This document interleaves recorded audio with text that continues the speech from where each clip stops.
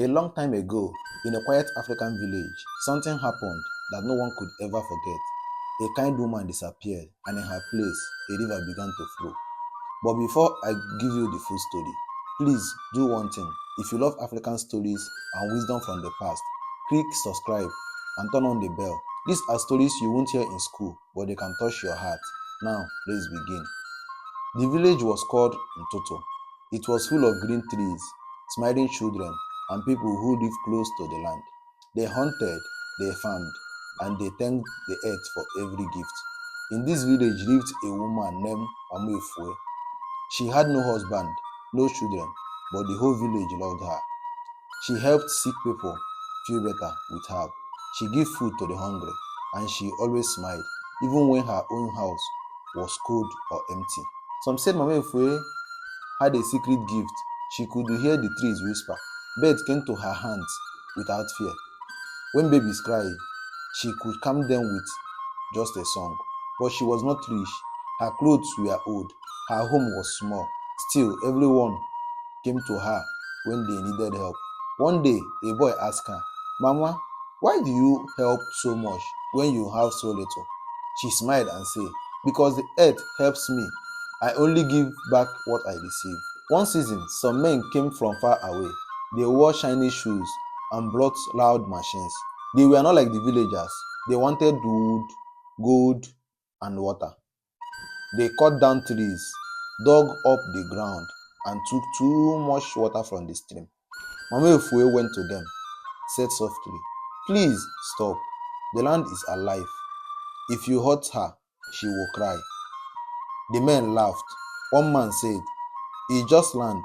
It does not talk. It doesn't feel." And they keep cutting, digging, and taking more. Strange things began to happen. The bird stopped singing. The air flew heavy. The animals ran far from the village. The stream became smaller, like it was afraid. Mama Efue told the village, "This is a warning. If you don't protect the land, something will happen, and it may be too late." Some villagers believed her, some were too busy to care. One night, the sky turned dark. No stars, no moon, just cloud. Then the wind came, loud and wide. Trees shook. The earth trembled. Lightning lit up the forest. Thunder cracked like a drum of the gods. In the morning, Mama Efue was gone. Her door was open. Her bed was empty. But outside her hut, water flowed from the earth. A river, clear, fresh, beautiful, flowing gently right from the spot where she once stood. The villagers gathered. They were quiet. No one knew what to say. One old woman said, "She didn't die. She became something greater." Some said they saw Mama Efue's face in the water. Others heard her sing in the wind. It was soft but full of love. The greedy men tried to take the water, but their bottles broke. One man slipped and fell. The water pulled him far away. They ran and never returned back. The villagers named the river Efua River, and they made a promise: "We will take care of this land, and it will take care of us." From that day, they stopped cutting too many trees.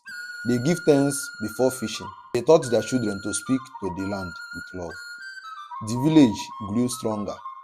The river gave life, and Mama Efue's story lived on. Some say, if you sit by Efua River at night and close your eyes, you will feel warm, like someone is hugging you. That's her watching, still caring. Mama Efue's story is not just about the past, it's about today. We must care for our earth before it turns to tears. If this story touched your heart, please click like, subscribe, and share it with someone who loves Africa. And next time, I will tell you the tale of a boy who spoke to fire. Until then, remember, the land listens. Be kind to it.